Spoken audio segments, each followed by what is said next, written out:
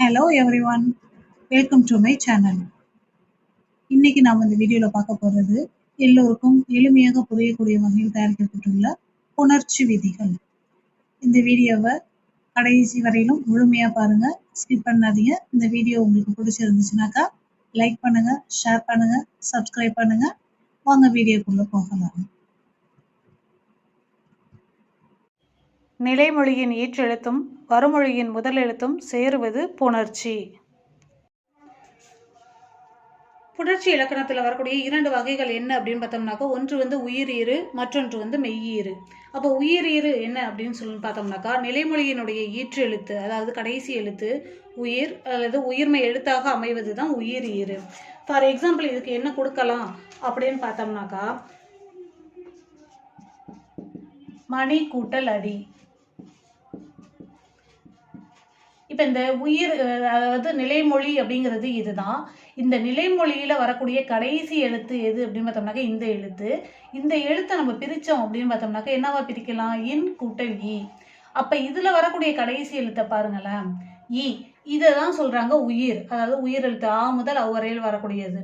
அப்போ இந்த நிலைமொழியினுடைய ஈற்றெழுத்தில் வரக்கூடிய உயிர் அல்லது இதே போல் வரக்கூடியதில் உயிர்மை எழுத்தாக வரதில் வரக்கூடிய உயிர் ஒளி, அதுதான் வந்து எது அப்படின்னு பார்த்தோம்னாக்கா உயிர் ஈறு. இப்போ அடுத்த எக்ஸாம்பிள் ஒன்று பார்ப்போம் அப்படின்னு பார்த்தோம்னாக்கா, இப்போ கிளி கூட்டல் அழகு. இப்போ இந்த லீயை பிரித்தோம், நிலைமொழியில் இருக்கக்கூடிய கடைசி எழுத்து லீ, இந்த லீயை பிரித்தோம் அப்படின்னு பார்த்தோம்னாக்கா இல் கூட்டல் ஈ அப்படின்னு பிரிப்போம். அப்போ இந்த ஈங்கிறது எதில் வரக்கூடியது? உயிர் எழுத்தில் வரக்கூடியது. ஃபார் எக்ஸாம்பிள் இன்னொன்று பார்த்தோம் அப்படின்னு பார்த்தோம்னாக்கா தீ கூட்டல் பரவியது. இந்த தீயை இப்போ பிரித்தோம் அப்படின்னு பார்த்தோம்னாக்கா என்னவா பிரிக்கலாம்? இத்து கூட்டல் ஈ அப்படின்னு பிரிப்போம் இல்லையா? அப்போ இதுவும் எந்த எழுத்துல வரக்கூடியது? உயிர் எழுத்துல வரக்கூடியது.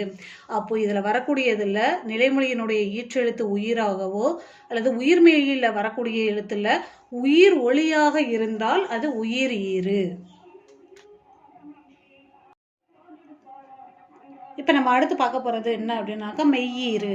அதாவது ஒரு சொல்லினுடைய இறுதி எழுத்து மெய்யாக முடிந்தால், அதாவது என்ன, இக்கு முதல் இன்னு, அதுக்கு பேர் என்ன அப்படின்னு பார்த்தோம்னாக்கா மெய்யீறு. ஃபார் எக்ஸாம்பிள் கல் கூட்டல் வீடு அப்படின்னு வச்சுருப்போம். இப்போ இந்த நிலைமொழியினுடைய இறுதி எழுத்து என்ன எழுத்துல முடிஞ்சிருக்குன்னு பார்த்தோம்னாக்கா மெய் எழுத்துல முடிஞ்சிருக்கு. பொன் கூட்டல் பதக்கம்.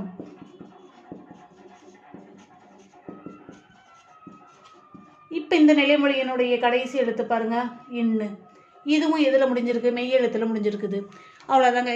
இந்த மாதிரி உயிர் எழுத்துல முடிஞ்சிச்சுனாக்கா அதுக்கு பேர் உயிரீறு. மெய் எழுத்துல முடிஞ்சிருந்துச்சுனாக்கா, அது மெய்யில் முடிஞ்சிருந்துச்சுனாக்கா மெய்யீறு.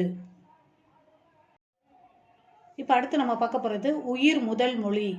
அதாவது வருமொழியின் முதல் எழுத்து உயிர் எழுத்தாக அமைவது தான் எது அப்படின்னு பார்த்தோம்னாக்கா உயிர் முதல் மொழி. ஃபார் எக்ஸாம்பிள் நிலா கூட்டல் ஒளி அப்படின்னு வச்சுப்போம். இப்போ இது நிலைமொழி, இது வருமொழி. உயிர் முதல் மொழினா என்ன? நமக்கு வருமொழியின் முதல் எழுத்து. அப்போ இதுதான் வரக்கூடிய வருமொழி. இதுக்கு பேர், இது ஒரு ஸ்டாண்டர்டாக நிற்கக்கூடியது, இது நிலைமொழி. இது கூட இது வந்து இணைகிறதுனால இதுக்கு பேர் வருமொழி அப்படின்னு நம்ம ஈஸியாக புரிஞ்சுக்கலாம். இப்போ இந்த வருமொழியினுடைய முதல் எழுத்து எந்த எழுத்துல முடிஞ்சிருக்கு அப்படின்னு பார்த்தோம்னாக்கா உயிர் எழுத்துல முடிஞ்சிருக்கு. அப்போ இதற்கு பெயர் தான் என்ன அப்படின்னு பார்த்தோம்னாக்கா உயிர் முதல் மொழி. அடுத்து நம்ம பார்க்க போகிறது என்ன அப்படின்னு பார்த்தோம்னாக்கா மெய் முதல் மொழி. அதாவது வருமொழியினுடைய முதல் எழுத்து மெய் எழுத்தாக அமைவது மெய் முதல் மொழி. இப்போ நம்ம பார்க்க போகிறது என்ன அப்படின்னு பார்த்தோம்னாக்கா புணர்ச்சியினுடைய வகை. அதாவது இரண்டு வகை. ஒன்று வந்து இயல்பு புணர்ச்சி, மற்றொன்று வந்து விகார புணர்ச்சி. நம்பர் 1 இயல்பு புணர்ச்சியை பற்றி என்னன்னு பார்ப்போம். அதாவது இயல்பு புணர்ச்சினாக்கா நிலைமொழியும் வருமொழியும் புணரும் போது எந்தவித மாற்றமும் ஏற்படாமல் இணைவது தான் எது அப்படின்னு பார்த்தோம்னாக்கா இயல்பு புணர்ச்சி. ஃபார் எக்ஸாம்பிள் நூல் கூட்டல் ஆசிரியர் அப்படின்னு வச்சுப்போம். இது என்னவாகுது? நூலாசிரியர்.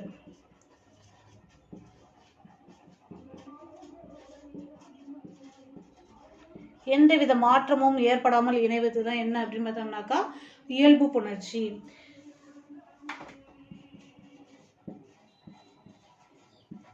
தமிழ் கூட்டல் மொழி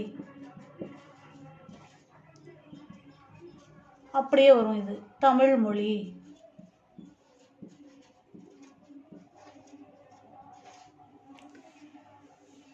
இதற்கு பேர் தான் என்ன அப்படின்னு பார்த்தோம்னாக்கா இயல்பு புணர்ச்சி. இப்போ நம்ம பார்க்க போகிறது என்னன்னாக்கா விகார புணர்ச்சி. விகார புணர்ச்சினா என்ன? நிலைமொழியும் வறுமொழியும் புணரும் போது இடையில் மாற்றம் ஏற்படுவது தான் என்ன அப்படின்னு பார்த்தாக்கா விகார புணர்ச்சி. இதனுடைய வகை அப்படின்னு பார்த்தோம்னாக்கா 3 வகை. அதாவது ஒன்று வந்து தோன்றல், மற்றொன்று வந்து திரிதல், மூன்றாவது வந்து கெடுதல். இப்போ இதில் நம்ம பார்க்க போகிறது என்ன அப்படின்னு பார்த்தோம்னாக்கா தோன்றல். நம்பர் 1 என்ன? தோன்றல். அதாவது புதியதாக ஒரு எழுத்து இடையில் வரும், அதுக்கு பேர் தான் என்னன்னாக்கா தோன்றல். ஃபார் எக்ஸாம்பிள் தமிழ் கூட்டல் பாடம். இது எப்படி மாறும்? தமிழ் பாடம்.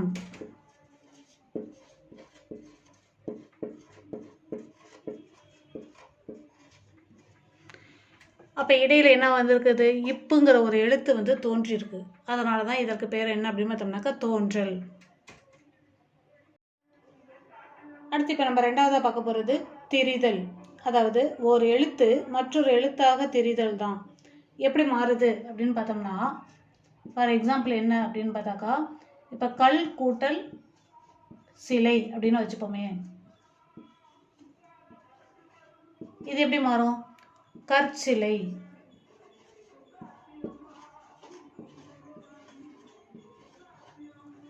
அப்போ இந்த இல்லுங்கிற எழுத்து என்னவா மாறி இருக்கு? இர்ருங்கிற எழுத்தாக மாறி இருக்கு. அப்போ இதற்கு பேர் தான் என்னது? திரிதல். அடுத்து இந்த பல் கூட்டல் பொடி அப்படின்னு வச்சுப்போமே. இது எப்படி மாறும்? பற்பொடி. புரியுதுங்களா? இந்த இல்லுங்கிற எழுத்து இங்கே மாற்றம் மாறும்போது எப்படி மாறுது? இர்ராக மாறுகிறது. அப்போ இல்லு இர்ரா திரிஞ்சிடுச்சு. அதற்கு பேர் தான் என்னன்னாக்கா திரிதல். 3வது நம்ம பார்க்க போகிறது கெடுதல். அதாவது புணரும் போது ஒரு எழுத்து மறைந்து விடுவது தான். அதாவது எப்படி மறைஞ்சு போகுது அப்படின்னு பார்த்தோம்னாக்கா, ஃபார் எக்ஸாம்பிள் மரம் கூட்டல் வேர் அப்படின்னு வச்சுப்போமே.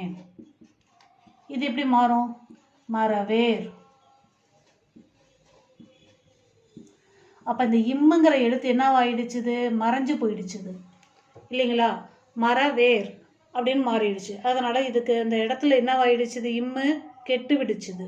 கெட்டு போய் என்னவா மாறிடுச்சுது? மரவேர் என்று உருவானதுனால இது வந்து கெடுதல் இதில் வருது.